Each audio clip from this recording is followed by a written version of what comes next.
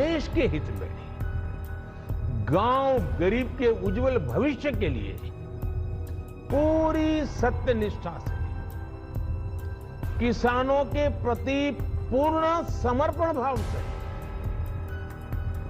नेक नियत से ये कानून लेकर आई थी। लेकिन इतनी पवित्र बात, पूर्ण रूप से शुद्ध किसानों के हित की बात, हम अपने प्रयासों के बावजूद कुछ किसानों को समझा नहीं पाए।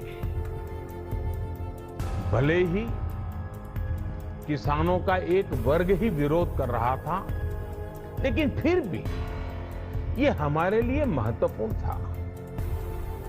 कृषि अर्थशास्त्रियों ने, वैज्ञानिकों ने, प्रगतिशील किसानों ने भी उन्हें कृषि कानूनों के महत्व को समझाने का भरपूर प्रयास भी किया। हम पूरी विनम्रता से, खुले मन से उन्हें समझाते रहे। अनेक माध्यमों से व्यक्तिगत और सामूहिक बातचीत भी लगातार होती रही। हमने किसानों की बातों को, उनके तर्क को समझने में भी कोई कोर कसर बाकी नहीं छोड़ी। कानून के जिन प्रावधानों पर उन्हें ऐतराज था, सरकार उन्हें बदलने के लिए भी तैयार हो गई। 2 साल तक हमने इन कानूनों को सस्पेंड करने का भी प्रस्ताव दिया। इसी दौरान ये विषय माननीय सर्वोच्च न्यायालय के पास भी चला गया। ये सारी बातें देश के सामने है, इसलिए मैं इनके अधिक विस्तार में नहीं जाऊंगा।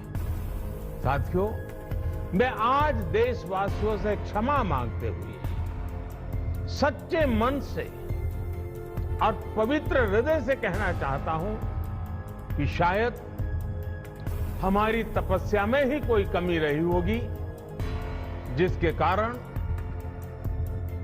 दिए के प्रकाश जैसा सत्य कुछ किसान भाइयों को हम समझा नहीं पाए। आज गुरु नानक देव जी का पवित्र प्रकाश पर्व है। ये समय किसी को भी दोष देने का नहीं है। आज मैं आप पूरे देश को ये बताने आया हूं कि हमने 3 कृषि कानूनों को वापस लेने का, रिपील करने का निर्णय लिया है। इस महीने के अंत में शुरू होने जा रहे संसद सत्र में, इसी महीने में हम 3 कृषि कानूनों को रिपील करने की संवैधानिक प्रक्रिया को पूरा कर देंगे।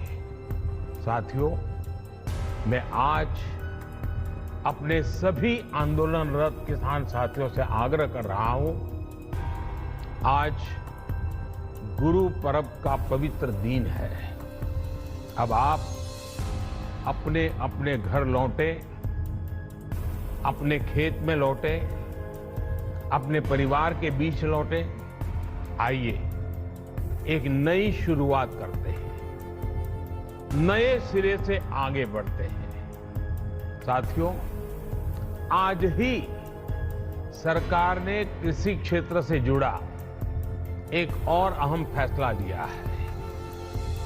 जीरो बजट खेती यानी प्राकृतिक खेती को बढ़ावा देने के लिए,